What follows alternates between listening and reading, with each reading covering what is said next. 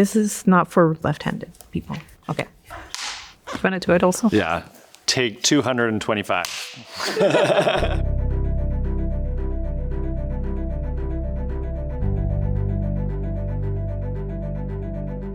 Hi, I'm Drew Sawyer. I'm Marcela Guerrero, and we're the co-curators of the Whitney Biennial 2026. Okay, Drew, how would you explain the Whitney Biennial to a friend who's never been and the impact it can have on American art? I think I would say at its simplest, it's a survey of contemporary American art, and also hopefully puts forth a number of ideas about what is American art, what is America, what are the ideas that artists are grappling with right now, and tries to maybe move the needle forward a little bit. I would describe it as this massive, every 2 years event that is supposed to be a snapshot of what American art, quote unquote, is. So yeah, it's like a moment in time. Sometimes I talk about it as its own kind of genre of exhibition. You're going on gut and on instinct a lot, and all your knowledge of contemporary art and what feels really important and worth giving a stage to. We decided not to go into this with a pre-existing idea, theme, which I think is exciting, but also a huge challenge, right? Because we did hundreds of studio visits over the course of less than a year. So you're both organizing the show while you're researching the show. And also this particular moment, while we were researching, there was still so much happening every day on the news. And I think people want to see something that mirrors reality and society and politics, but that's really hard. Artists are not on that exact timeline. They have been researching and thinking about ideas for a very long time.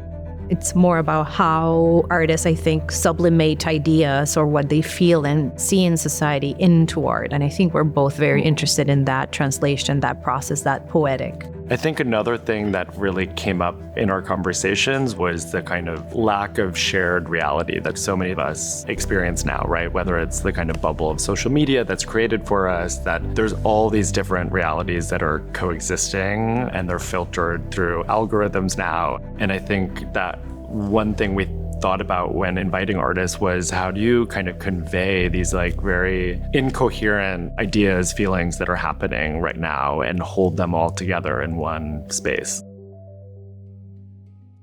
So during our travels, we documented a lot with our phones.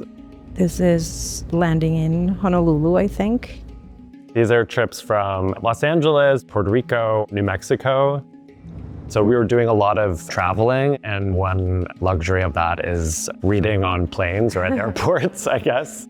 And one of my favorite books is Lauren Berlant's On the Inconvenience of Other People. And this really went into thinking around ideas of relationality. Berlant has this idea of the inconvenience drive, our drive towards being in relation to other people or objects or things or animals that are always inconveniencing us. And in spite of that, we're still driven to be in proximity with them. Sometimes I think that if you wanted to summarize this exhibition, it's like if Lauren Berlant and Donna Haraway had a baby. What stayed with me from reading Donna Haraway is this idea of the hot compost pile, that we are kind of decaying beings, but in that decay, there's also renewal. How do you think our biennial sets itself apart, and what excites you about it? Broadening the scope of what American art is, at least within the context of the Whitney Biennial and the Whitney Museum, was one way that we got to this idea of incorporating artists who were born in regions impacted by American imperialism or the military. So hopefully that's one way that we're trying to like push the legacy and the boundaries of what the Biennial does. I think we're people who are very drawn to politics, geopolitics, and when thinking about histories of American intervention and occupation and colonialism, then you start drawing a very different map of the United States. It becomes a much more global map.